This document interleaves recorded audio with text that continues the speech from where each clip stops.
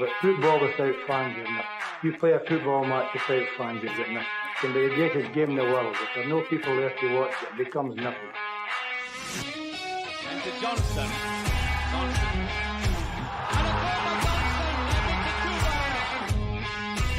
Larson. Oh, he's in! Henrik Larsson! That is sensational! Nakamura! He has done it! Isn't that just typical? The game is over. The Rebels have won. A star is born at Celtic! Champions. That's who we are.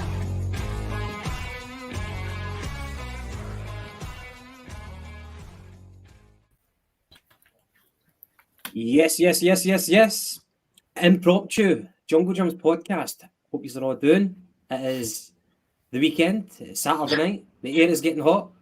Let's go for it. James, Paddy, how you doing? Smashing. I was been out walking the garden all day, but I've saw a few. I'm sure it's gay pride parades going by. You know, loads of colourful people, fancy dress. We really loud whistles and floats and stuff. So I think it's been magic. Of loads of colours and flags everywhere. So I great. It's been raining as well. So why can't they just die? They did, mate. They did in 2012. Very true, mate. Very true. James, what's happening, mate? Aye, all good, mate. Just a wee quiet one for me. Wee quiet weekend. Just stayed in the house today. No done anything at all. Just sitting, getting depressed, reading Twitter and everything that's grown with us now. So, aye, that's it. Are you coping with it, the football right now? Nah, I'm getting to that kind of itchy stage where I need it back. I'm getting a wee bit fed up now at the weekends. I'm looking for something to watch or something to do, and it's getting to me now. It's no good, mate. You need to keep yourself busy. Obviously, during the summer, we've got like a diet of fucking transfer rumours, but there's one which has really caught the attention, and it's Jota going to Saudi Arabia. Paddy, I know that you are... Sorry to jump in for 2 seconds, mate. There's a message here for Robert Davies saying that there's no sound. I can't see anything wrong with the screen, so if anybody else has got that problem, let us know and we'll try and work it out. Other than that, turn your volume up, Robert. I'm sure YouTube do have the option for subtitles. I don't know how well it works for an accent like mine, as strong as mine, but hopefully you can understand. So Paddy, I know that you wanted to kind of call this episode tonight. Originally, it was going to be a totally different theme, but the rumours of Jota has really kind of caught the attention. So, do you want to start us off? Obviously, whenever you hear Fabrizio Romano talking about it, shit gets real at that point. So, what's your thoughts? As you say, mate, we were originally going to just do a wee Saturday night one. I'd had this on my mind for a while, right, and it was about the number 7 jersey. I was going to look back at all the players that we've had since Larsson, maybe a few before that, your Dalglish, Johnson, and look at everybody that we've had since and kind of rate them and rank them, how good they've been or how shite they've been. But it's been mostly shite, of course. But obviously, there's been some news come out the last couple of days, and it's not been good news unless we find out what the transfer fees are. But of course, Jota's gone. I had to break the news to the way in the day because I hadn't told him, and he was fucking raging, absolutely raging. I know that there's a few guys have probably ordered the new top and get Jota on the back. So I don't know how that works. Like if you can try and get a refund or try and get the name changed or something. I really don't know. But listen, he's gone. He's left. It was almost like a night flitting type thing, He's there 1 minute, then the next minute he's no. But it looks as if it's going to be somewhere in the region of 20 million, maybe 25 according to some of the reports. There's a sell-on fee to Benfica. I think it's about 30%. But listen, Jota goes, he's gone. So for me, mate, he's nothing. He doesn't mean anything to me. I don't care where he goes, and that's no a slight at him. I just don't care about anybody that doesn't play for Celtic. So he's gone. Doesn't matter to me anymore. he goes and gets 170 grand a week, something like that, tax free. So it's a no-brainer. I don't care what anybody says about the history, the politics of Saudi Arabia or fucking this and that. See, if I get a chance to jump for 17 grand a week to 170 tax free, I'd be there. Yeah. I think a fair amount of people would be there, and there will be some people who say no, you wouldn't do that if you're a Celtic fan. You wouldn't do that. But I think until you're actually in that position, unless you're in one of the very few people in life who get that opportunity, then you don't know what you're going to do up until that point, and especially if you've got a family. Seeing that, I don't think Jota has any kids. Well, I don't know. That's the best time to go to Saudi Arabia if you've no kids. He's came to Scotland. He's came for Portugal.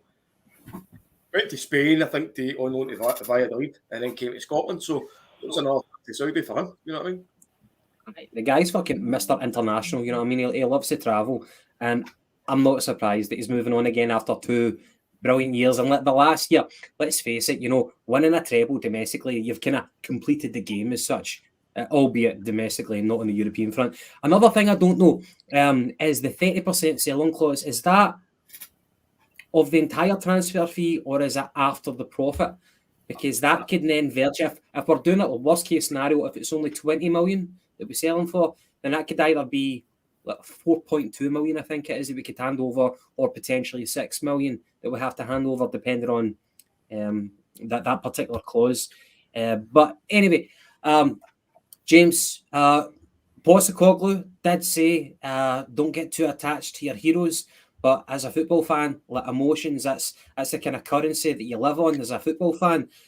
So we were warned about it. Do you think he actually meant Jota? Do you think he had any inkling that it could have been him?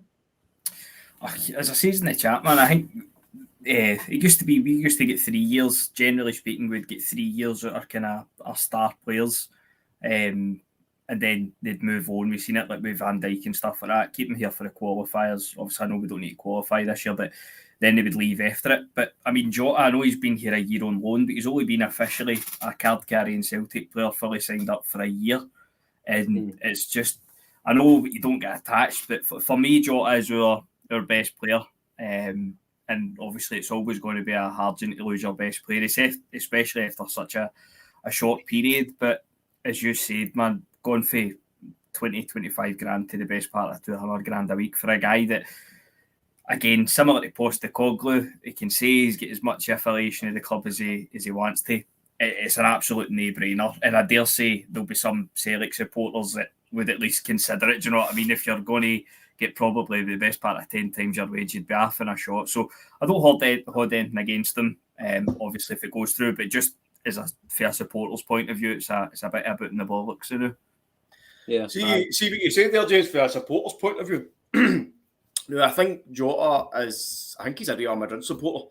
So the team, correct me if I'm wrong here, but I'm pretty sure the team that he's joining up with Benzema. Is that right? Aye. So he's going to play with one of his idols.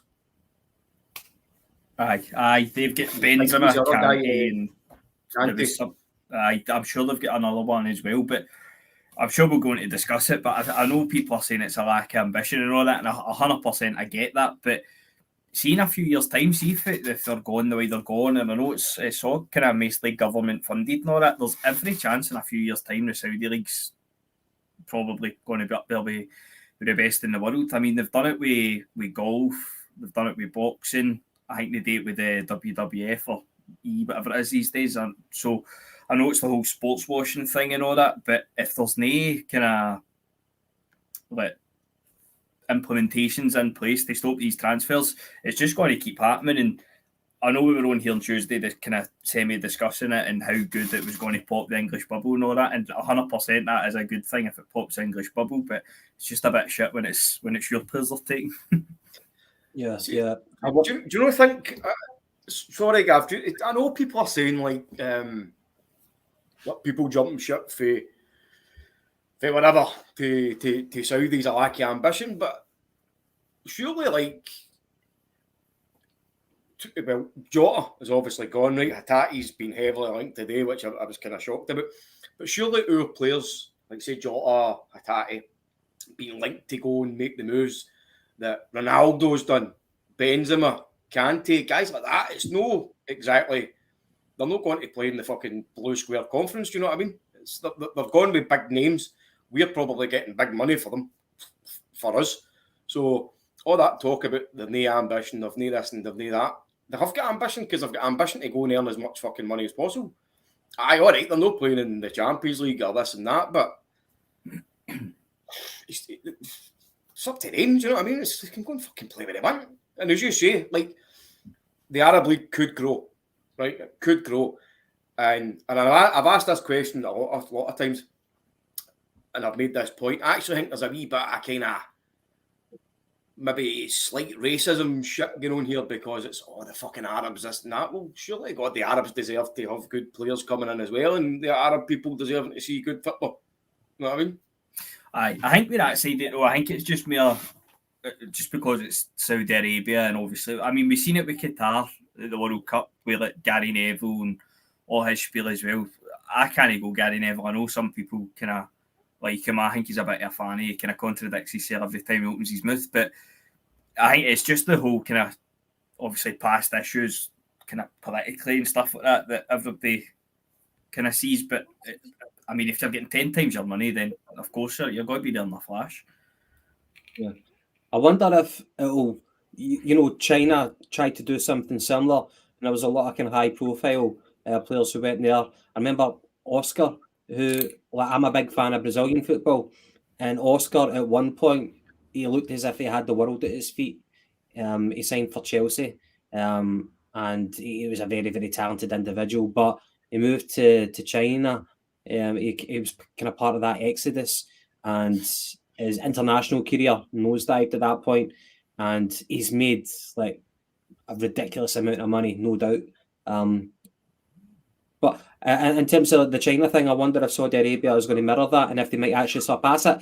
The one thing I would say is I don't think it'll ever be considered a strong league, because although you'll have all these foreign imports, your domestic-based players, your domestic players have to be of a certain calibre.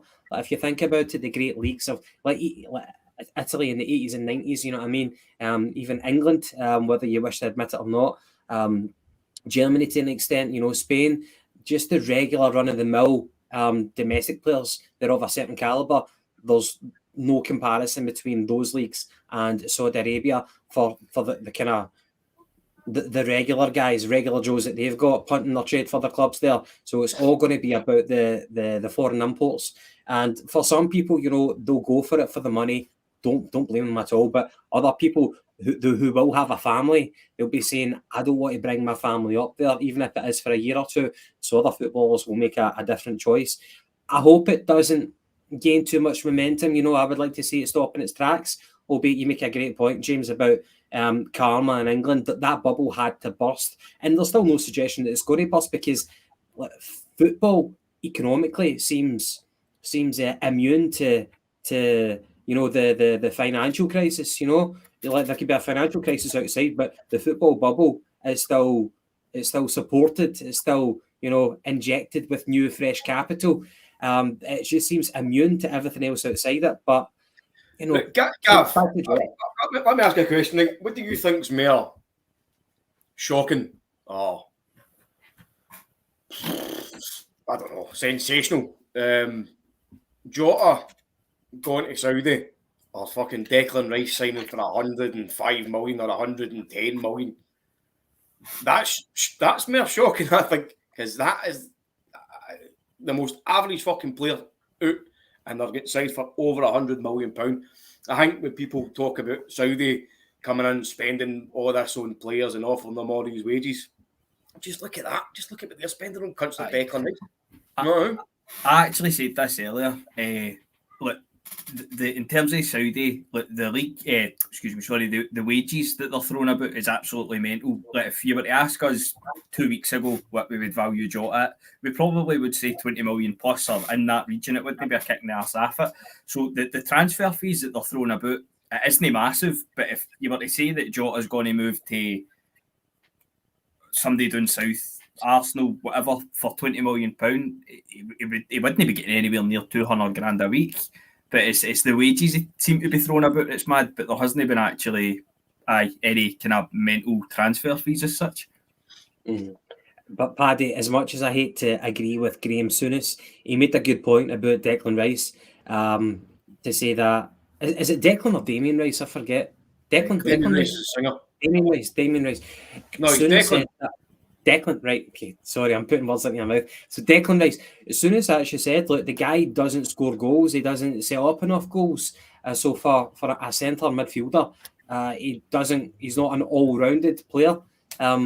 He probably does have a point. So in terms of the transfer fee, it's that kind of English tax that the media somehow managed to kind of perpetuate. And then West Ham, even with 1 year remaining, 12 months remaining on his contract, they still managed to get close to 100 million or more. It's ridiculous, but that's English football. You know who I rate much higher? Camavinga, that boy for Real Madrid. I think the guy's fantastic.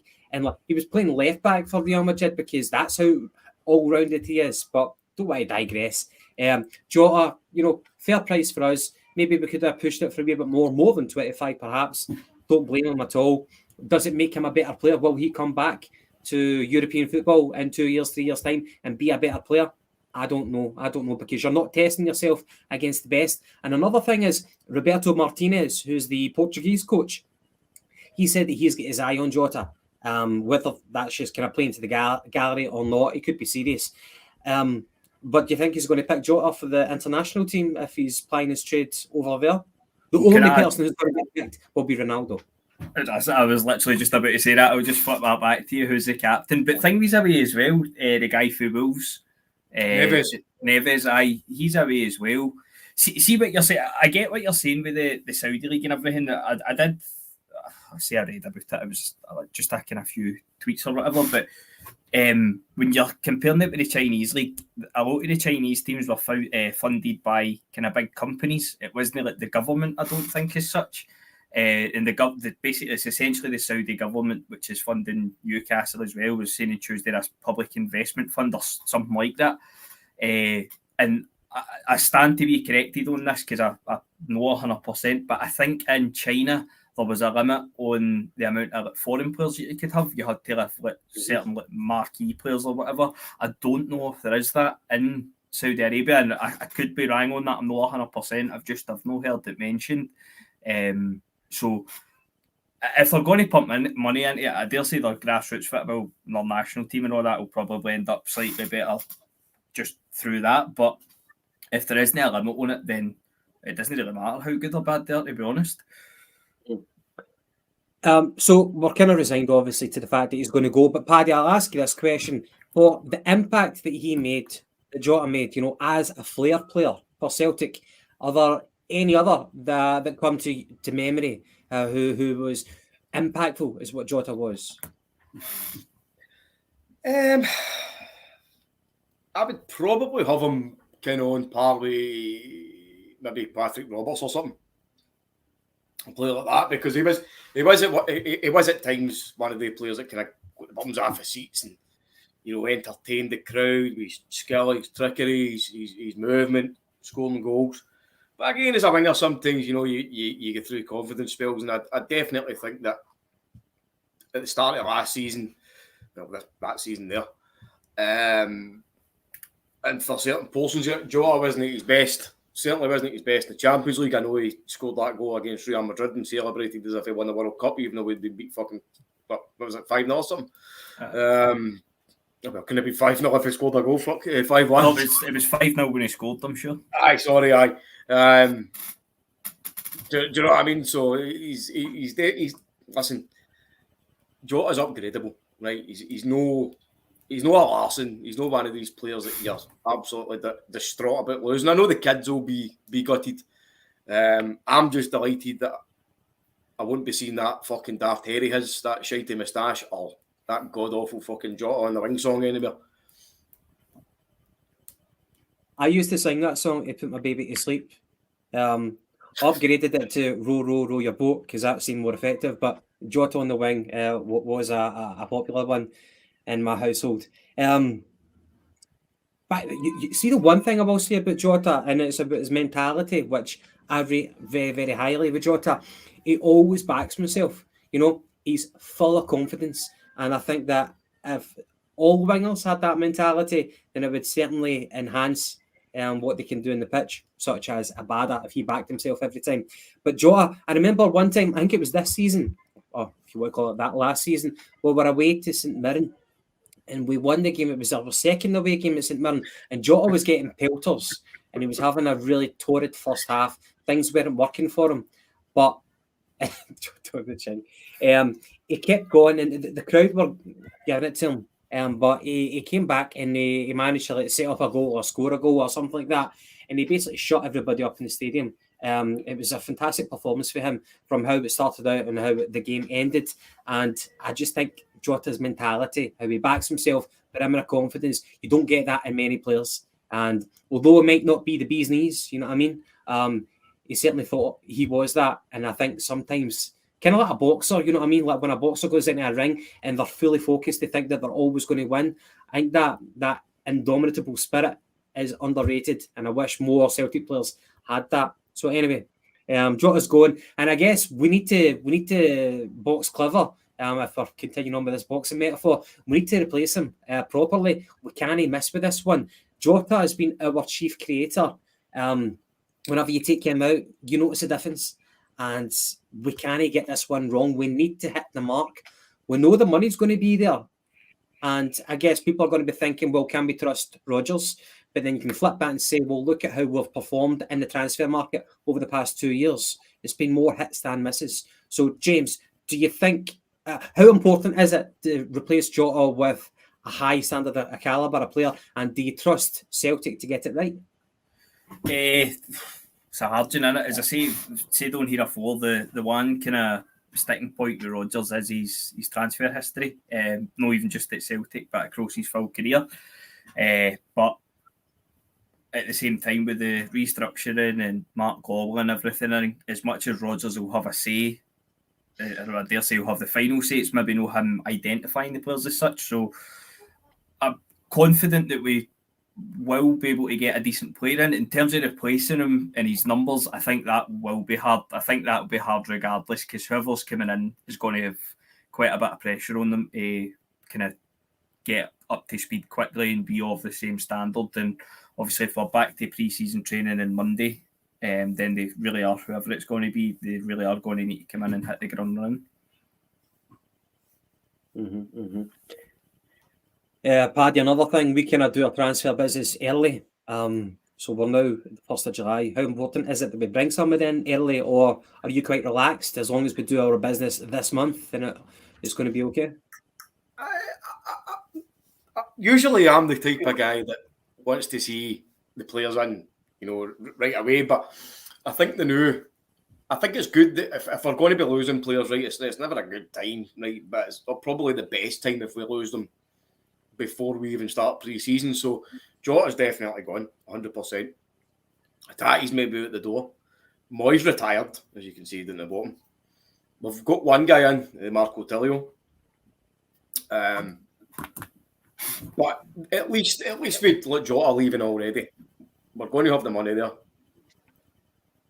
I've got absolutely no doubt that Mark Lawwell and co have got a contingency plan in place. I think that will have been part of their job, as soon as Ange left and over the course until Rodgers came in.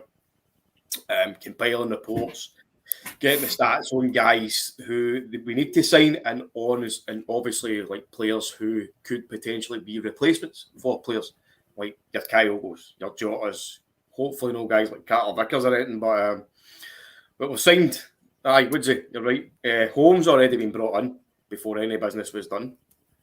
So that's one young guy, and we've got another guy, Tilio. So we've done two, we've 3 out and 2 in so far.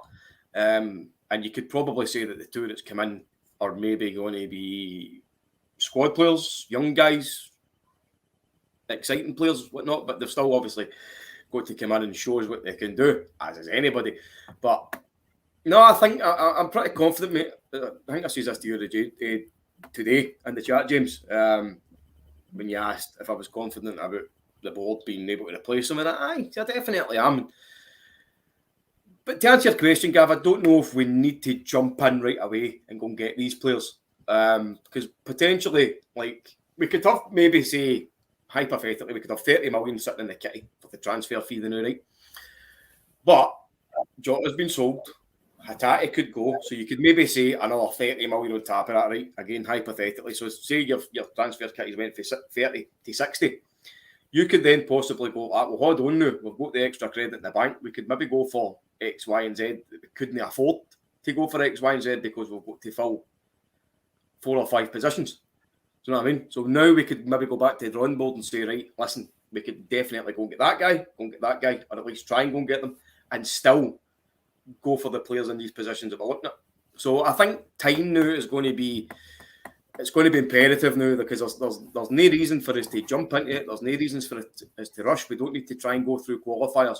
We know when we're going to be playing the Champions League. We know where we're going to be playing now because the fixtures come out Friday. So the nucleus of the squad is still there. We may lose another one, we may lose 2 or 3, don't know. But just plod away, have patience, wait and see. I'm more than confident the guys will sort it out for us. No worries. Aye, the main thing is we get it right, you know, and we've got all of July at least anyway, to try and focus on that. So the replacement, well, the incoming winger, don't know if I'll use the word replacement. Marco Tellio. James, no doubt you've watched some YouTube clips of him. What do you make of him? I've been impressed with kind of what I've seen on YouTube. There was one that seemed right enough, and I'm like, why is that there? It's somebody's passing the ball out for a shy, and he just slides to keep it in play, and that was the big that kind of highlight. Oh, I don't really understand that. I'm glad that's kind of clutching at straws, but managerial still good. Obviously, I mean, Amido Balde can look that superstar on YouTube. Do you know what I mean? So time will tell with him. I think he'll be coming in where it's possibly an Abada or a James Forrest replacement. Obviously, if or when they go, I don't see him coming in and kind of walking into the first team taking Jota's place. I know there's been a bit of talk about the young boy from Man City. Is it Borges or Borges or some 10 million or something for him? But I don't know if it'd be jumping in too fit it for a guy that's not played really any first team fit. But I'd maybe look for a wee loan first if we can get a Lowell connection in and then as a favour with Man City there. And then I've heard talk about the guy, it was at Leicester as well with Rodgers, that is it Tete, his name is he Brazilian, the guy? But then again, that goes back to the whole Rodgers thing. I mean, we've seen some of the signings he brought in first time round for his all clubs, but then obviously we had Sinclair as well. So it'll be interesting to see the links that we get. I know that's just kind of paper talking now. It'll be interesting to see the links that we get moving forward, because I think there will be one or two big signings on the horizon. One thing that I've noticed, I was talking to Paddy about it before we went live, the thing that I've noticed about Tillio, by the way, he is a fucking short arse. Paddy, I think you said that there was a photo of him and Messi at the World Cup, and he's shorter than Messi. One of the good things I've noticed about him is that he's two-footed. I think that goes a long way, or you can beat a player either side. Well, you're not going to telegraph which way you're going to go because he's got the ability to do a player both ways. That's something. He's got pace. Another good thing is that he's just had a season winning the league with Melbourne City. That's something for your confidence as well. And obviously, a young winger, that's what you want. Coming into European football on the back of winning a league in your own country. So that's something. Whenever I first heard about us being linked to the boy Tellio, I thought this guy could be another Lewis Morgan. I had that type of fear. And we'll find out. We'll find out if he's got something about him, if he's good enough. YouTube is YouTube. We'll wait and see what he's like in the flesh, and we can judge him at the end of next season, or we can judge him in like about 2 months' time after he has his debut, and people just fucking go mental. You know, I've written people off after one game. You know, Urugidi. What's that for Woodley? I've noticed Beale has signed about 4 players, all 6'1" and over. We need some physicality as the Scottish rest. We'll let them kick us off the park. It's a very good point. So whoever wants to kind of respond to this one, will Rodgers sign powerful players? Yeah, I think there's a couple there that we could go for. We definitely need some added physicality, some added steel in this team. I mean, Tillio could be a good player for us. I definitely like the YouTube clips. I never actually saw them when I started. I put a couple of posts on the Patreon page. By the way, the Patreon page is there. The link's at the bottom. You'll see lots more impromptu podcasts like we've done tonight on there. Plenty of blogs, videos, So jump on, support the boys. Aye. Again, at the bottom. But, sorry, Gav, what's the question again? Will Rodgers sign powerful players? Aye. So like say Wilfred and Ndidi, I think he's on a free track. He's on a free. I would love to go and see guys like that coming in because we need somebody in that midfield, right? There's no doubt about it. Aaron Mooy was probably he added a bit of stealing. I know James had his doubts and whatnot. Didn't like him, right? Let's be honest, he didn't like him, right? But see when he played, he shielded the ball well, he read the game well and all. And he wasn't just a defensive midfielder. He shielded it really well against Rangers in the whole fight line, didn't he? Like that one. Fucking 200 on the ankles. That was hilarious, man. The only way we'd have topped that is if we fucking jabbed them, right? But no, listen, Woodsy says it's spot on. As soon as I seen the comment, I was like, I love this cunt. A day, Woodsy, generally all your comments I agree with me, and that's something that I've been saying myself for a long time. We're too short, we're too weak. We don't offer enough aerial threat, defending corners, attacking corners, and they rotten bastards along the road. Aye, it's all big doos, big haddies, but that can be dangerous. You know what I mean? Listen, the biggest, ugliest, shitiest players can fucking kick the best, most beautiful players off the park. We need to have that mixture. We need to have that blend. We need to have that solid spine. Carter Vickers has got it in abundance. Hope to pray to fucking Allah, whoever it is, he goes nowhere. You just need that in the middle of the park and possibly up front. I know your man O is a bit of a big lumpy laddie, but the jury's still on him. But we definitely we need some more fighters. We need some more bruisers in the team. Mm-hmm. You're saying about bruisers. Me and Paddy, we were talking before the podcast about Steven Seagal and Jean-Claude Van Damme having a fight. Who would you have backed in that fight? Van Damme. Van Damme, aye. Yeah. Okay. Aye. So we do like you might not have heard this phrase, but we could do with a Wanyama type midfielder. You know that'd be great. That'd be great. I don't know where I come up with this material. But Callum McGregor playing as the number 6 now. Forgive me for saying his name on a Celtic podcast, but Gerrard, if you think of Gerrard at Liverpool under Rodgers, he became deeper and deeper as he got older. Scott Brown did the same thing with Rodgers at Celtic.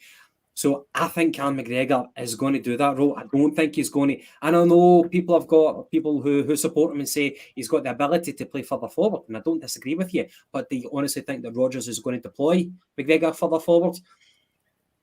I don't think that is the case. So that kind of makes me wonder if we're going to get a number 6 who's a big bruiser. We can get a number 8 who's a big bruiser, you know.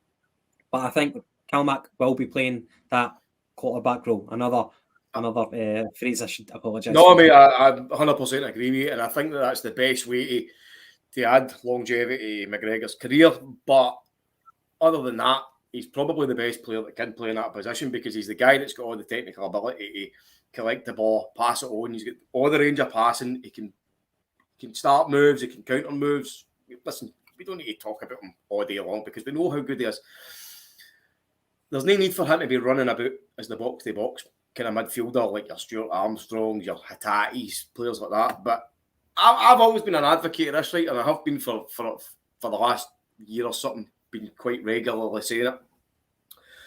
Generally, when you look at your ball-winning midfielder or your defensive midfielder or whatever, people generally have them sitting in front of the defenders, right? Now, I disagree with it. I think they should be playing further forward in the pitch because by the time that the opposition get to your defensive midfielder sitting in front of the defenders, they're one step closer to the defence. So they're one step closer to your goal. I think we should be going and winning the ball higher up the pitch. You know what I mean? letting Mr. McGregor sit at the back, just ping our passes away and just control the possession, dictate the play, be that fucking quarterback kind of role. I hate fucking using it, but it's probably the best term, isn't it? But you need to win the game in the middle of the park, especially when you look at the Rangers mob. They're signing everybody to just come in and play the rotten game. They just want to come in and dominate physically, and we need to hit them further up the pitch, because that's something that we've not done in about maybe 3 or 4 recent games against them. So we need to mix it up, mate. We need to get in there. We need to fight. You've got guys like Alistair Johnston. I forgot to mention him. He's the perfect type of player for Celtic. He's the perfect type of player for the games, because he flies into tackles and he does not give a fuck. The whole ice hockey background, it shows, because he's the kind of guy that you can just imagine just fucking ramming people into the screens and all that and getting sent off for like 4 minutes. A goon. I think that's what you call it, a goon. Yeah. So hopefully the fact that Rodgers is adaptable in his teams, he's not like a Postecoglou whereby saying, I play one way and I play one way only. I sign players to play my way and sign the players. That's it. I can see Rodgers bringing in another big fucking horrible centre half. Hopefully it's not as horrible as guys like Marvin Compel, but horrible in the sense of it. They're horrible, just fucking getting in and biting people and all that. And again, I can see him doing that in the midfield as well. James, you know, the first time when Rodgers was manager and that whole style of play where the ball would work its way back to our defence, the crowd would groan, you know, that was the reaction. And Rodgers had to come out to say, we're passing it back for us to fucking hell, man. That is scary. That's scary. And Rodgers said that the reason that we're passing it back is to start a new attack, and we start from the back. Do you think that'll be the same? Do you think we'll have similar experiences? And do you think we'll moan about it, or do you think it'll be any different? I'd like to think we've got better players, certainly than obviously the final season. So you would like to think just by that token alone that the fit will be a wee bit better. Obviously, as you say, it is a lot more possession based than Postecoglou style, but that's not necessarily a bad thing either. Especially at the start of Postecoglou's reign, watching Celtic was like watching a game of basketball. I've said it a fair few times, but I think I'm not going to kid on my expert in Leicester, but having watched them a couple of times, obviously on Sky last season when they've been on, he did seem to change it up to 3 at the back, 5 at the back, 4 at the back, whatever. And I think that was his main gripe the last time round here. He just always played plan B, was try plan A with different players, and it didn't work. But so just after that, and I think he's mentioned in his interviews, just obviously through time and experience, he will be better, and hopefully he will be that bit more flexible. And if we get the players in to suit different styles, like we're saying, a big kind of monster for the middle of the park, Kevin McGregor is that deep line playmaker, then we can mix it up. If we get another big monster centre back, then we can potentially look at playing 3 at the back as well. So I think that there is definitely options there, and I'd like to see us explore them, because I'm not a fan. I know that managers will have their preferred formation, but if it's not working, then you're better to have the option to change it than just try it again with different players. So I hope so. Yeah. One thing I think he'll be is more pragmatic. I think he said it in his interview with the fan media, and he cited an example of when he played Man City for Leicester, and they beat them 5-2, and that was just adapting their style. They were a wee bit more kind of sitting in but counter-attacking, and they managed to pick Man City off, and to score 5 against, you know, any team in that league is like, you know, fair dues for that. But against Man City, that's definitely eye-catching. And he also beat them 1-0, I think it was, 1-0 or 2-1 perhaps, when Tielemans scored that beautiful goal against them, and when they won a trophy. So they've done it against Man City a couple of times. So I think that the point I'm making is that Rodgers is saying that he's become a wee bit more pragmatic. So whenever you think about those 7-0s against PSG in the Champions League, hopefully we won't see a repeat of that. You would like to see us a wee bit more pragmatic. It's funny, like Neil Lennon and Strachan, their type of styles, even though they never had brilliant players, they could still grind out results against top European outfits. But, we didn't like that style of play. But when we get a Postecoglou or Brendan Rodgers, we play the way we want to play, but we get spanked. So it's kind of, horses for courses. Aye. Guys, again, thanks very much for everybody in the comments. Hope you're all doing well. If you haven't done so already, hit that like button. By the way, did you know that Soro was on the verge of joining Panathinaikos, but they backed out at the 11th hour? The agent just said they didn't fancy it for his client, so we'll still get Soro on the boat in the books, would you believe it or not? And that's another one of the long list of names that we need to get rid of. Thankfully, we get rid of Barkas. We just let him go. So we never made a penny on him. We've still got a Jetty. We've still got a lot of youngsters like that boy Shaw and Urgide and people like that. One person who I think his time is up, and I think for his own good, we owe it to him to let him leave. It's Stephen Welsh. I know that now we've got Kobayashi and we've seen the kind of the scary games of him against Hearts and the Rotten Mob. You might have reassessed your estimation of Kobayashi, and you might think, well, we need Stephen Welsh in that case, but I think Stephen Welsh, it's unfair to keep him on the books any further. James, what do you think of him? Do you think he's earned his move now? I would have probably let him go last year, to be honest with you. I think he played the Aberdeen game, the first game of the season, and that was pretty much him done for the year. I know we've got rid of a few, but there is still some deadwood there as well. Obviously, James McCarthy's still here. Stephen Welsh, Soro.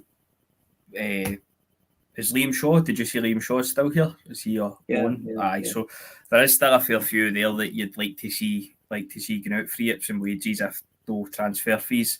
But I know we get rid of some of it last year, but a lot of it was just only kind of out on loan. I know Barkas has been released, which is obviously good. He'd have been on a fair few quid. But no, if we can get rid of all the deadwood, I mean, James McCarthy will probably be on quite a decent wage as well. So if we get rid of them, then obviously it frees up more for hopefully a couple of big signings to come in. Mm-hmm.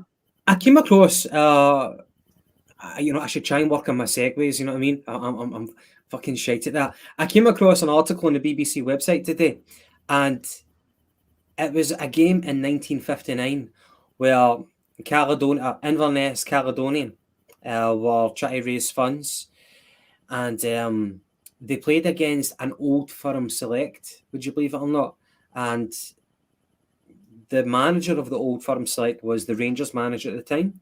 The players wore the away Rangers top, but Celtic sent up Paddy Crerand, who eventually joined Man U, and he won the European Cup in 1968. Charlie Tully also played in this game. We had a 19-year-old Jim Conway and a Jim Kennedy. I don't know if Jim Kennedy is a relation of John Kennedy. I know that he's got ancestors who's played for Celtic, but Jim Conway, Paddy Crerand, Jim Kennedy and Charlie Tully, they played in this game, and it was them against them with some Rangers players against Inverness Caledonian. 1959. I never knew about this at all, but the article caught my attention, and there was a wee kind of quote. I'll try and read it out. It won't take too much long, but there was a lot of kind of anti-Catholic sentiment, as you would imagine, back in the 50s in Scotland. And whenever the players were travelling up to Inverness, they were in two separate carriages, the Rangers players in one and the Celtic in the other. But I think it was one of the Celtic players. I'll just quote. But then it's tight. So initially, the Celtic and Rangers players were in two separate train carriages on the way up to the game, Conway said. But then as time went on, I remember Dick Beattie, who was a Celtic goalkeeper, saying, "I've had enough of this." He got out a pack of cards and he went to ask the Rangers players if they wanted to play. And soon all of the players were mixing, and we were having a really good time and getting on well. Religion aside, family, opinions aside, teams aside, supporters aside, we were just footballers doing our job. Don't know what the score was, but I I never knew that. I just found it quite interesting. So there you go. There's your kind of blast from the past. It didn't happen on this day, but it happened once upon a time. So there you go. So back to the football.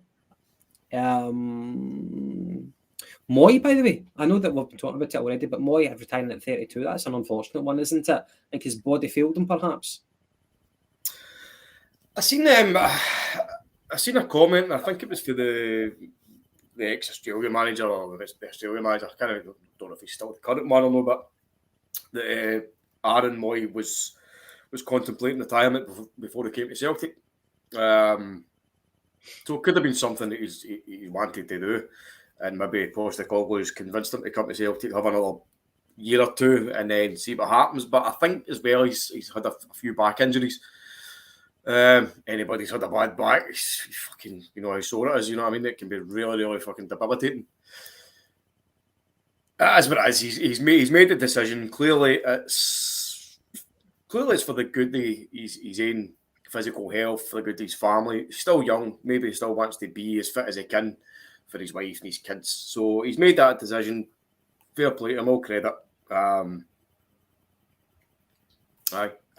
as Woodsy says, maybe he couldn't handle another season after James slagged him. I've retired him, that's it. That's my claim to fame now. Look, it's good. I enjoy the fact that you're an individual and you've got your own opinions. But Mooy, how would you sum up his season? I remember whenever he signed for Celtic and he was getting a lot of flack. He was a very, very unfashionable signing. I remember I said, and I probably left myself open for criticism, I said, he might have the same galvanising effect as what Chris Commons did for us once upon a time, or at worst, he'll just be an average squad player. I think he was kind of in between there. For a period in the season, he was one of our best players. He went through a wee scoring run, and he just looked like he was playing with slippers, you know. But that was when he found his form. But over the course of the season, he wasn't always like that. Injuries hindered him. But I think he's one of our most intelligent footballers. He had no pace. You know what I mean? If he had pace, he would have been fantastic. But James, over the course of the season, were you right to slag him off? Or did they change your opinion over the course? Start to finish, I thought he was absolutely outstanding. But in all seriousness, when he first came in, he was rank rotten. Nobody will convince me otherwise. He had a couple of months after the World Cup where he was probably the best player in the team. I'm sure it was just after the World Cup, wasn't it? He was probably the best player in the team. And then he picked up the wee injury. And then there was maybe like kind of 4 to 6 weeks where he didn't even look like a football player. And then he was kind of getting back up to speed again. And then he's got another injury. And obviously that was him. Of course, I'd sad to see him retire. Obviously, at that age, it would suggest it's an injury or health reasons. But in terms of a huge loss to the squad, I can't even. Do you want to see it? Apart from obviously, as I say, best of luck to him and all that moving forward if he's retiring. But in terms of a loss to the squad, if I'm being brutally honest, and it might be unpopular, I honestly don't think it'll be a big loss at all. I think it simplifies things. You know, whenever you've got a player of his caliber, but he's inconsistent, the fact that he's now retired, it makes things easier for Rodgers. See, to be honest with you, I don't even think it was inconsistent. I just think it was, see, whenever he had an injury or if he was maybe out for a spell, it just took him so long to get up to speed. And then obviously when he's went to the World Cup, I think he would have played every game for Australia. And he came back and he looked like a totally different player. He was excellent. And then he got that wee injury. And then when he came back again, as I say, he genuinely didn't look like a football player. He couldn't run, he couldn't pass, he couldn't do anything really. But then he was getting there again. And then he's picked up the injury that obviously looks to have kind of speeded up his retirement. But see again, mate, see if he has had problems with his back. I mean, again, like, I'm in the construction industry. As soon as your back goes, man, you can't even walk up a fucking set of stairs now. I mean, kick a ball about and run about Celtic Park. I mean, sack the medical department then. But Roderick was kind of the same and all, wasn't he? He would go through a spell of being absolutely brilliant, and then he would go on international duty to Australia. Then he would be shite for months, and it would take him months to get back up to speed. So I don't know if it's maybe that whole jet lag thing, but then you've got guys like Tati and Kyogo going to Japan, which is too far for Australia. So I don't know, mate. I'd have Tom Rogic my team 100 times before I took Aaron Mooy. And as I said, that couple of months, he was fantastic. I'm not going to even dispute that. He probably was the best player on the team. I think we actually said if he kept it up, he'd be in contention for player of the season. But for one reason or another, he didn't keep it up, and he went back to the way he was at the start here. And when he first signed, as I say, nobody will convince me otherwise. I know people stuck up for him at the start, but he was genuinely terrible. It was why the games he came on in the Champions League, he just kind of pitched himself almost as that a winger. And I think every cross he put in hit the first man. And I don't know if that just kind of set the tone early for me with him. But as I said, for me, I take Rogic 100 times over him. And being brutally honest, I don't think it'll be a big loss. Well, there's a good comment. I love it. And I think that kind of sums it up for me. Sorry, that's Chilpel. No. Decent player, decent guy. Wish him and all his family well. Again, like, it wasn't a guy that came in and you didn't see him moaning, you didn't see him fucking throwing tantrums. Fuck you cunt band. Didn't see him throwing tantrums or anything, do you know what I mean? He just came on, he done his job, he tried his best. And I think players like a Tati and whatnot kind of benefited from his experience. You saw how he drove the team on at times. He scored a couple of really, really important, vital goals. So see, for a free transfer, he played his part in the season. Played his part in a treble, so mate, goes with the best wishes. It is what it is, mate. See, when you say a player tries their best, is that no you saying they're not very good? Like Tony Ralston tried his best. No, I'm saying the first thing that you expect from football players that they try their best. Exactly, but that's what I mean. But if you're saying that the best thing about him is he tries his best, then no. I never said that was the best thing about him. I'm just saying, like, he's come in and he's tried his best. And if he's been trying his best through a fucking debilitating back injury or arthritis or whatever, it's not. I mean, even there, 100%. No harm to the guy. Look, if he's been injured, then firstly he shouldn't have been in the team, obviously. But no harm to the guy. As I said, but he seemed, obviously, his interviews and all that were quite funny with how shy he was. He seems a nice guy, and I wish him all the best for the future and everything. But in terms of his time at Celtic, 2 months outstanding. The rest of it was well below par for me. See that phrase, tried the best. If I was to put it the opposite way around, is there any player in the Celtic team, if you had to say who's the laziest player, or if I was to rephrase, who's the biggest underperformer that we have in our books in terms of ability compared to performance-wise? Abada. Yeah. Probably state a case for O'Reilly as well this season. Yes. I know McGinty's, who's if he's all just kind of joining us for the first time. McGinty's big on Abada, isn't he? Oh, he loves him, loves Abada, loves his stats, loves everything, but I just don't see it with the boy. He had a spell where he was popping up with goals left, right, and centre, and I think it was more when he was playing as a kind of like a forward player when we had injuries and whatnot. But he's on par with Maeda for me in terms of the same level of kind of football and intelligence, which is virtually nothing. I know that's probably a bit harsh, but in fact, probably my head is a bit more intelligent. I know he's a wee bit older than that, but he's no young laddie. He's 21. He still hasn't refined his position yet. You don't know if he's a winger or a forward. And for a guy who's got pace to burn, is very, very young. You don't see him making the kind of dart runs when he's playing in the wide areas. He did do it in the last game. The last game of the season, he made an absolutely brilliant run, and I thought that's what I want to see for that laddie. And it was a winger's run. He took on 2 or 3 men down the side. Now we always fucking go on the back of James Forrest for it. No taking on men, but Abada seems to get less stick for it for some reason. And I would say when he's as bad as when James Forrest is, and James Forrest get absolutely pelted.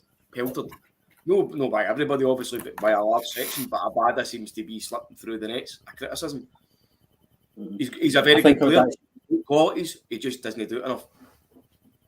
I think I might change my nomination to Haksabanovic. I know that Woodsy said it earlier on, and as soon as he said it, I'm like, of course it's Haksabanovic. I'm not a fan of Haksabanovic. I don't deny that the boy has got talent, but does he work? No, he doesn't. Haksabanovic is a mystery wrapped in an enigma, and I don't think it's going to happen for him at Celtic, whether he tries or not. I just don't think the stars are aligned for the club and for the player. It's not going to happen. Have you seen that he's dyed his hair like fucking like peroxide blonde or something like that? He looks a ticket, man. Who has? Haksabanovic. Oh. Yeah. Not that I want to see him fail. The last thing I want is to be, vindicted. Oh, right, okay. A couple of rumoured incomings. I want to get your thoughts on them. So 3 names. We've got, thank you very much, mate. You're very polite. Thank you. 3 names, and if there's anybody else, then throw out those names. El Yunusi, Armstrong, and Kieran Tierney. So these are some of the names that have been doing the rounds. If I've forgotten anyone, then shout it out. It doesn't have to be a former Celtic player. Who wants to speak about any of those names? I'll condense this as short as I can. No, and no. Kieran Tierney, no, because he won't come. He'll be getting a big move to Newcastle or something. But other than that, as great a player as Tierney is, I love him. I do love the boy. Brilliant player. But he's going to be injured all the time, so there's no stability there. Armstrong, nah. Had his day. No interested in him. He can fucking go and shave his hair off. I couldn't care less about the boy. El Yunusi, we were talking about it just before we came on, Gav. I thought he'd very, very quality player.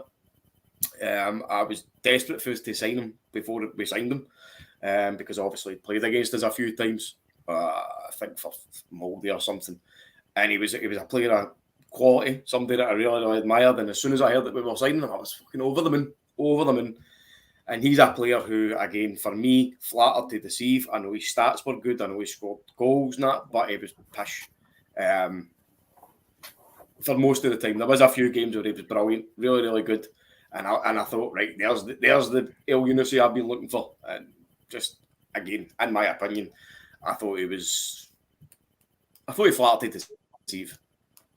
Yeah, I also thought that he didn't perform against the Rotten Mob, and that's how we judge a lot of these players anyway. Do you think El Yunusi would be quite comparable to Haksabanovic? Perhaps, yeah. I see him kind of similar. I think El Yunusi performs better than him, which is why Southampton took him back. Aye, no, I wouldn't take El Yunusi back. I wouldn't take Armstrong back. The Tierney one, I don't know. I wouldn't take him back in a permanent transfer right away. With the amount of transfer fee and wages it would need to go into it, I would rather get him on loan for a season if possible. If he can prove his fitness, maybe we can agree a deal kind of prior to the loan coming in, similar to we've done with Jota, if he can prove his fitness. But for the money and the fee, then I would say no to the 3 of them as well.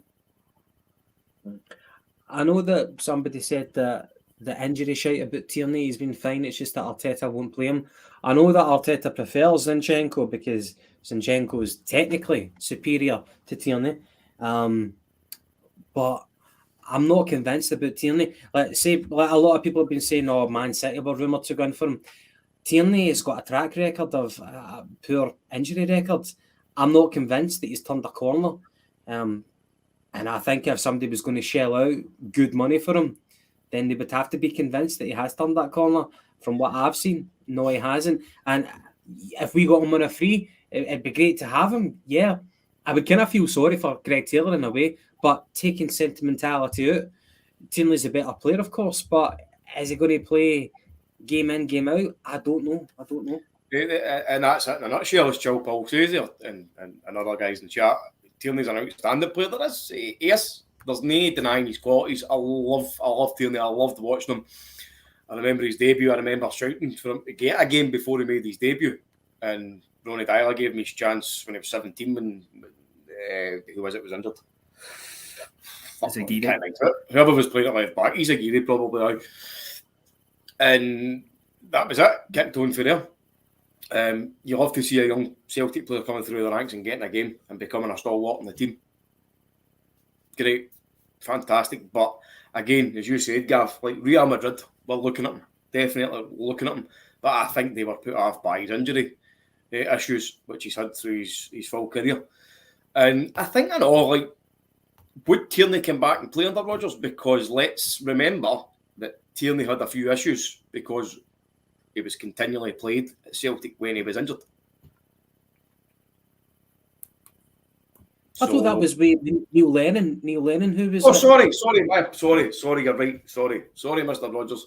Neil Lennon. No, he was here under Rodgers as well, because I was... No, I know. Gav's right, though. Somebody was kept playing him. It was it Lennon? I think the two of them done it. I think they both done it, because mind... Oh, fuck, I can't even mind what game it was. But no, he definitely had injuries under Rodgers as well, and it felt as if he played every week. But Lennon did that as well. The two of them kind of ran him into the ground. Right, well, there you go then. But hopefully, that's always going to be the question mark about Tierney, unfortunately, because he is a good boy. He's got the character there, but I think we should just move on now and look forward. You know what I mean? We don't need to look back. If Tierney wants to come back at some point after he's had his next spell, which I think he will. I think he'll go to like a Newcastle for 20 odd million and earn another 100 odd grand a week, which is great for him. Good on you. Go and do it, son. Sit on the bench if you need to, but go and do that. And then if you want to come up the road on a free transfer when you're 30, blah blah blah. But I think I would rather, if I was getting somebody like that, and I think I would rather like an Andrew Robertson coming in, somebody that will still be able to do it week in, week out, body wise. I'm surprised that Andy Robertson has not run himself into the ground. The amount of running that the boy does, the amount of games that he plays for Liverpool, I think he's got some engine on him. A lot of people have been talking about McTominay in the comments. I think McTominay would boss it up in Scotland, but the wages that he's on, the wages that he can command, if he goes to Newcastle, who are rumoured to be in for him, we can't compete with that. And he's in the prime of his career. There's no way that McTominay would come to Scotland. I wish he would, but nah, it's just not going to happen. Any other rumoured transfers that you guys have heard of? No, not a peep, which is unusual. There's usually somebody that's right. I think they know, like most of the rumours is people leaving. Try to think the latest on Hatate. I just the way you're on about the rumours, I've seen it mentioned on the forums. I don't know where it came from, but it was John Joe Shelby. I don't know if that's just because John Joe Shelby. Voldemort. I was going to say just because we've got a space in our Baldy quota now, but I know he was mentioned. Fucking. I actually feel sorry for that lad because it's a picture that he's got, you know what I mean? But nah, he's pish. He's pish. I think, did he play for Liverpool under who was it? Was Rodgers? Roy Hodgson? Yeah, I think. Did he play with Swansea as well, or have I made that up? Aye. A good passer of the ball. Aye. There's one from Chris Cuff, but I heard this one before, I know, but I've not really heard anything kind of it. Ian Atcho. I would take him. Yeah, I would take him. I don't know what his fitness issues are like. Was he always second string to Vardy at Leicester? Like Guardiola signed him, for Man City. Mm-hmm. Didn't work out. But I think he went to Leicester for 25 million. I would take him. He's a fast player as well, you know. He might look ordinary. Transfer, does he know? He'll probably be on half decent wages. Even if, like in the last couple of years, he might have looked ordinary in England, I think he would still probably look impressive in Scotland. Just going to go another wee look.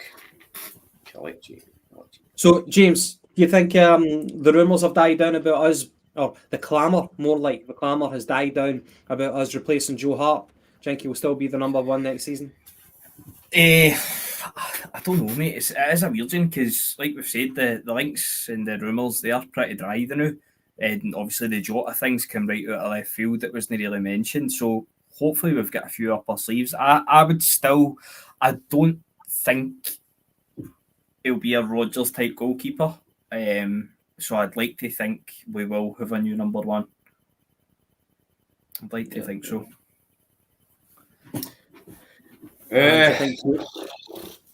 That's another question, isn't it? Rodgers' track record with goalkeepers isn't that great, is it?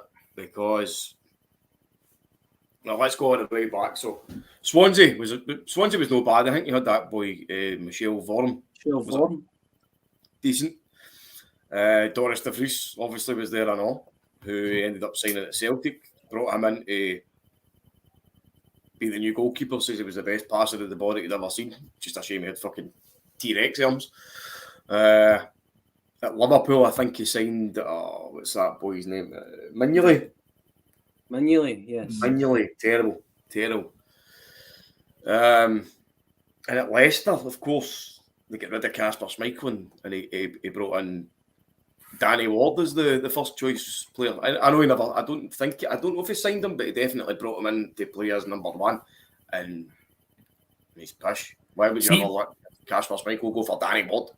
See, to be fair, Leicester's goalie now, I think it's a guy called Everson or something like that. He looks shit hot. Daniel Everson. After a couple of games, I've seen him on Sky.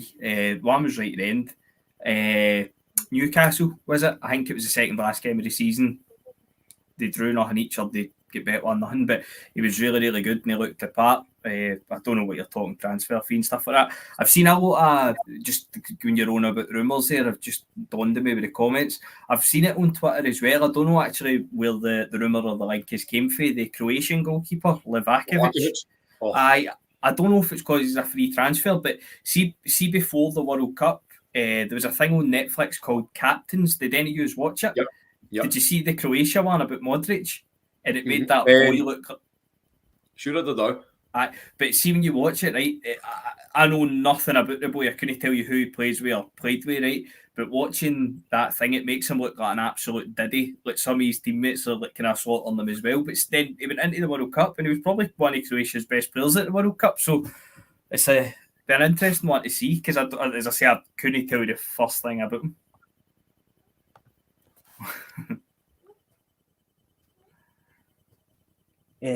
I found it quite telling whenever Postecoglou went into Tottenham that the first signing that he wanted to make was a goalkeeper, because that kind of building for the back, you know, and how important the goalkeeper is to kind of set the tone for attacks.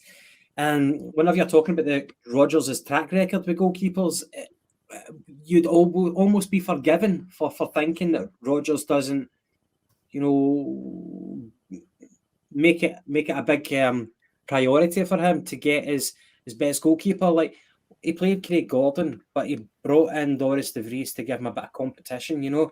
We always knew how that was going to turn out. I don't know if it's a lack of ambition to start Joe Hart next season, but maybe we've got bigger fish to fry in terms of replacing personnel in other quarters. Obviously, the midfield and attack, that's going to be a main one. How do you feel, though, about Starfelt and Kim McCarter-Vickers continuing the partnership at the back? Do you think it's time for a refresh? Obviously, I'm not talking about refreshing Cam McCarter-Vickers. I've said kind of last season, I'd still like us to see us bring in another first team ready centre half to maybe drop Starfelt onto the bench. Don't know about how Jacinta will feel about that. Do you think they come as a pairing, that if you want to buy Starfelt, then he needs to make sure that they've got a women's team for whatever club that he's going to, so that she can make the joint transfer? Do you think that's a partnership? I hope no. Yeah. Paddy, how do you feel about it? Starfelt and Vickers continuing the partnership? Sorry, what, mate? You've done a pure McGinty. No, I'm trying. Comments now. Still. Another season with Starfelt at the back. Do you think that's a lack of ambition? Should we be upgraded? We talk about players who are upgradable, but do we actually push the envelope and upgrade on them? I think we need to upgrade in the centre back position. I don't necessarily think that now we need to upgrade on Starfelt, right? But we need to upgrade on Stephen Welsh. I don't care what anybody says, boys push. Over. Kobayashi, the jury, very, very much still out. Starfelt and Vickers have obviously got a good partnership, which could bode well now for a new manager coming in because he's got a pair in there that can trust each other.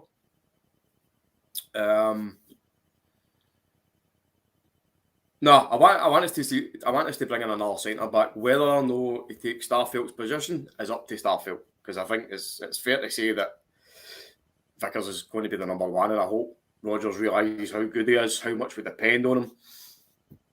But no, definitely bring in another centre back, and then it'll be up to that person to then to step up and claim the position basically, and hopefully that pushes Starfelt on as well, because I see a good player in Starfelt. He just makes too many mistakes. And listen, see if I know this might fucking sound a bit mental, but see if the guy's loved up at the club with the lassie Jacinta.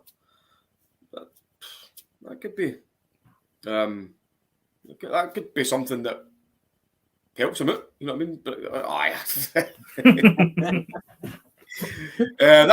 that could be something that helps him out. You know, a happy man in the sack and a happy man on the park. You never know. I'm sure it does help him out. Jacinta, go on ahead and take one for the team. Yeah. See, the one thing that is kind of easy to forget about Starfelt, see his recovery pace. He's one of the fastest in the team over a long distance. It's kind of easy to forget about that. I always think about Maurice Jens. I know that some people were saying that Postecoglou was right to get rid of Jens, but I think Jens would have been the right calibre of player to challenge. You know, he might not have been good enough to command instantly the players ahead of Starfelt, but he's a fair shout better than Kobayashi and Welsh. Kobayashi is all about potential. It's a long-term experiment. You know what I mean? There's no guarantee about Kobayashi, but Jens had confidence in himself to play up here, and we let him go. Maybe the transfer fee was going to be too much for Jens. I don't know what the problem is, but to dismiss him like that, I found that a wee bit premature, a wee bit short-sighted. James, would you agree, disagree? I would agree with you, mate. I thought he was all right. Didn't look spectacular, but he didn't look terrible either. I think comparing them kind of first half of the season to the second half of the season, you'd probably say he looked kind of more comfortable than Kobayashi. Mm-hmm. And Scott, how Kobayashi makes me think of The Usual Suspects. Back when Kevin Spacey was squeaky clean. But I was a pure big fan of House of Cards. I was gutted the way it ended. I was Kevin Spacey fucking ruined it, man. You know what I mean? Such a good actor, but get his hand caught in the cookie jar. What a movie, The Usual Suspects. Jens got done dirty. Yeah, aye. Studs get done dirty, I know, didn't he, Paddy? Yeah, Paddy. I'm just putting a comment up there. Listen, see when the comments are on the side, right? they jump up on it, like they sometimes, like when you comment and they just jump. So some Bampot was in fucking here at the usual rotten part about the Waynes and that, so I was trying to ban him, and I must have pressed the ring. Studs' comment must have been above it, and I pressed the ring, fucking guy. So Studs, if you're watching, mate, I'm sorry, mate. I'm really, really sorry. I was trying to ban a fucking Bampot and I've ended up banning you. I don't know. I can't see an option to unban you. I'll get McGinty to try it. But apologies, mate. Honestly, total accident. You need to make up for him whenever. I'm all, mate. I'll get a private dance. And you don't need to sign on to Patreon for that. No. You'll be getting that one for free, mate. Don't you worry. Oh my god. Free the Studs one. Aye. Okay, what else are we going to talk about? We've got rumoured departures. Hatate is obviously the one which we're fearing. We're fearing that Fabrizio Romano is going to make it more or less official. But as long as his name is not attached to these reports, then I guess we can breathe. But if Hatate goes, it'll be a big one, and it's another one where the replacement we need to get right. And I guess that again raises the question of, do we trust the Celtic scouting team, Rodgers, whoever is the main man? They need to get it right. Do you think next season is going to be closer title challenge wise, or you look at the first season under Postecoglou? After the opening 6-7 games, after that we had to get it right, and we did get it right up until the very end. Second time around, it's a bit different because we went in with that confidence. We knew that we could do it because we'd done it already, and we went even better in the second season. We won the treble, but there were still uncomfortable games in terms of the derbies. James, how do you think this season is going to go? New manager, a new style, and there will be new faces as well.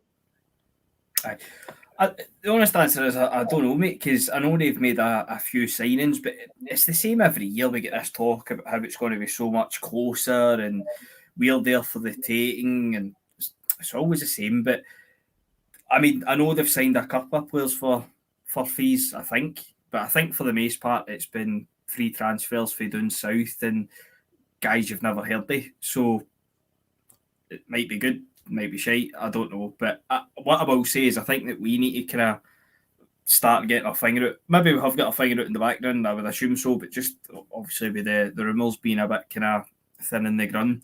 If we're serious, and it sounds like we were serious in the way that Rodgers was talking about having a crack in Europe, we're going to need to get the finger out. It's a good comment. By the way, I've tried a new red wine today, and it is hideous. It's absolutely hideous. Every time I drink it, I'm like, oh dear, drink it. Mate, honestly, Studs, if you're still watching, mate, or if anybody knows about it, honestly, mate, I'm fucking embarrassed, mate. I'm sorry. I won't make up to you. That wasn't what you were saying in the group chat earlier. This was all planned. Don't listen to him. Mate, I know you've had it in for him. You've had it in for him for a long time. Not at all. Not at all. He's a great guy. His comments are brilliant. This is why I shouldn't be allowed to be in charge of the buttons. I should not be allowed to be in charge of the buttons. McGinty will be turning in his fucking chair. I was going to say he's great, but he's not deed. Yeah, see with the new home top that the Celtic brought out, the one that everybody hates. Do you think that they'll take a big financial hit on that? Or do you think that the fact that there's a rumour that they're going to bring out a special edition home top, that they'll be able to recoup their money for that? By the way, listen, the tap is at, you heard it from me, right? I went down to Celtic Park with you. The tap is actually nicer in person than it is in photos. The short sleeve, the long sleeve's fucking horrendous. Aye, I'm convinced they've just put that picture out of the long sleeve one so they can sell maybe the short sleeve one, because the short sleeve one is grim, but the long sleeve one is really fucking grim. But they'll probably cover it if they make fucking 2 sales with it, man, the price that they make them for anyway. But nah, it's absolutely vile. It's the worst ever by some distance for me. Paddy, that comment we read, so in the box, hidden users. Do you have a little box under your desk with hidden users? What? Red, I don't know if you're on YouTube or anything, but we're using StreamYard, by the way.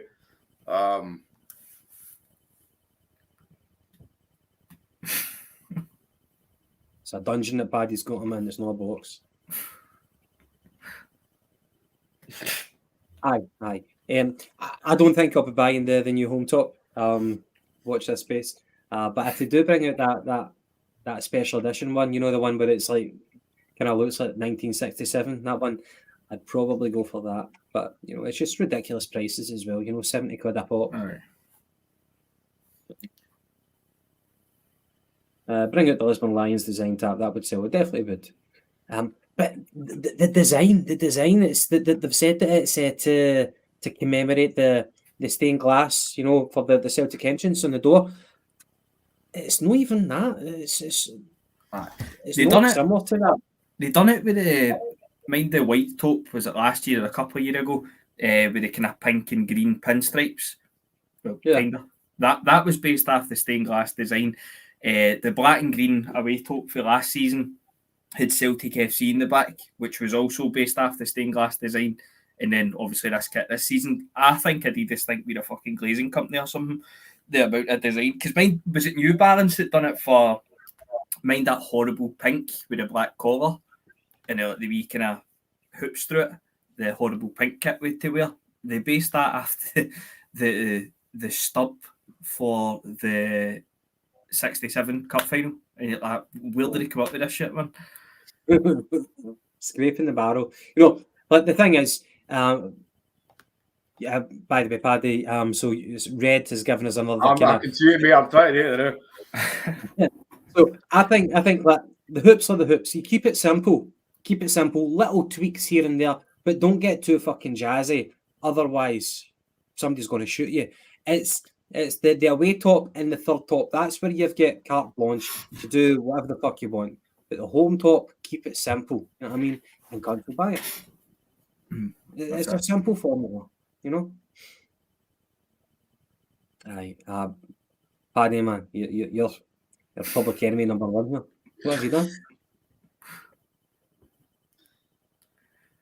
That's quite poor to be fair though, Paddy, isn't it? Shocking Fuck to up, do you. that. His name again, what? Studs, what? Can't remember. Surely you should remember that, you bando. Shut up. Fucking. Lanigan. You're right, Joe. We're not leaving it. Studs is back and he can fucking give me abuse. What is it? Studs McMuffin or something? Lanigan, is it? No, Studs. Lanigan. I think it's Lanigan. Yeah, close enough. Lanigan, aye.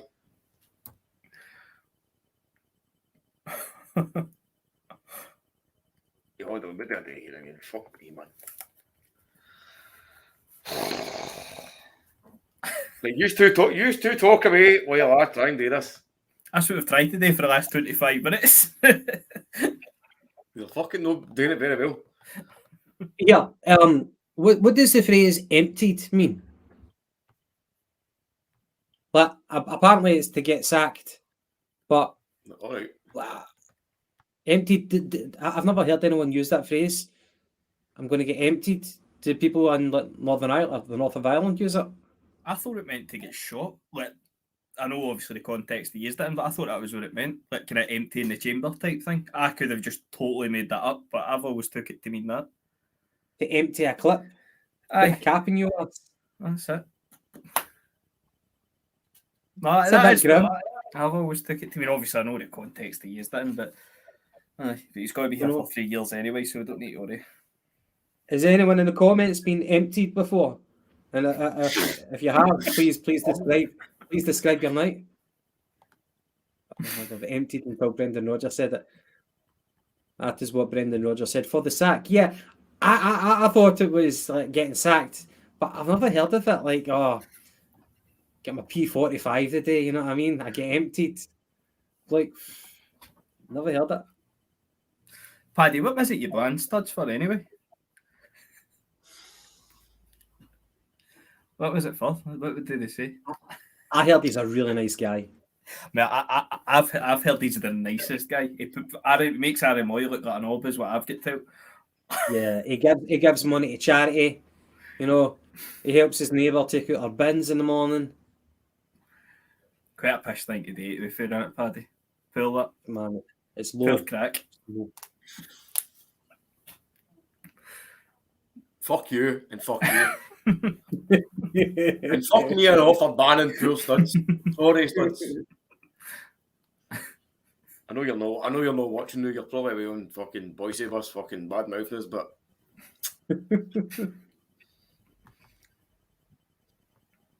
Right. What else are we talking about apart from unblocking Lanigan?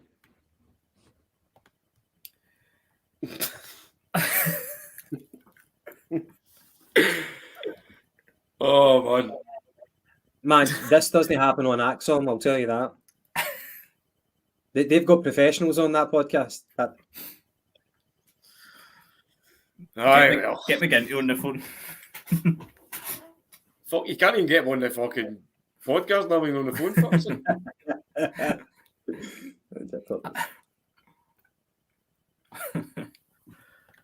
Oh, aye, there it is. I'll just put that up now and let you fucking.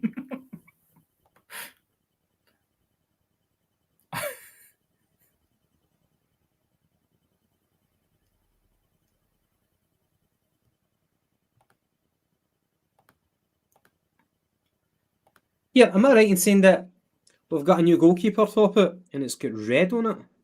Have any of you seen that? I seen a wee picture of it. It was just kind of playing. We're scraping about the boat with the barrel here a bit, you know. I seen the pictures. Looks alright. It probably looks better than Hame Tap, to be fair. The only thing that'll have red on it is my blood on my t-shirt when fucking Stud shoots me. When he empties you. Right, my conversation's been emptied for the night, so I think we'll call it a night before I ban anybody else.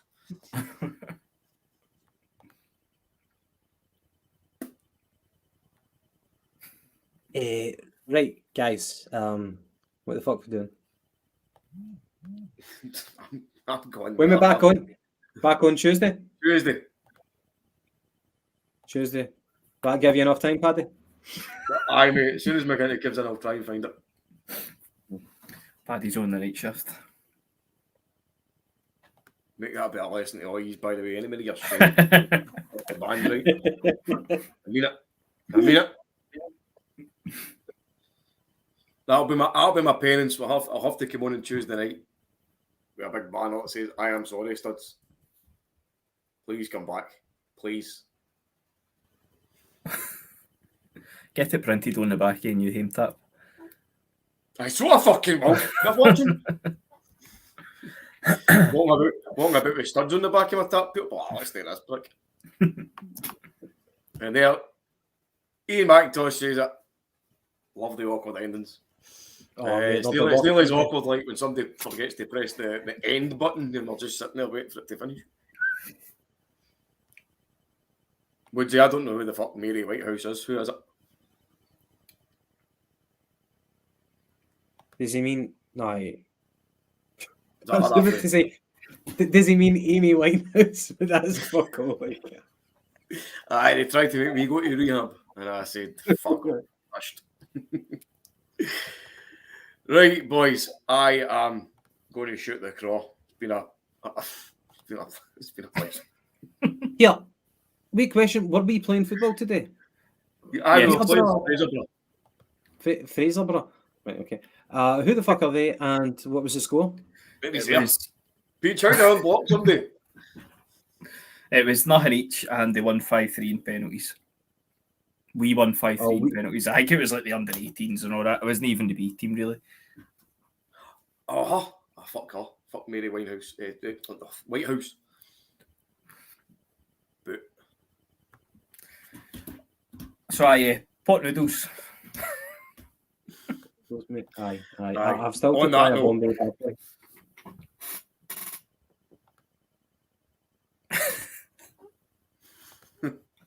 Right, I'm fucking ending this because I've had enough pelters tonight. Been a pleasure. Yeah. Paddy the prison warden. Prisoner cell block H.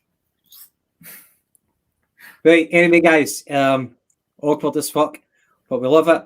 It's been an enjoyable night, so we'll be back on Tuesday for the TikTok. But until then, have a good weekend. Catch us.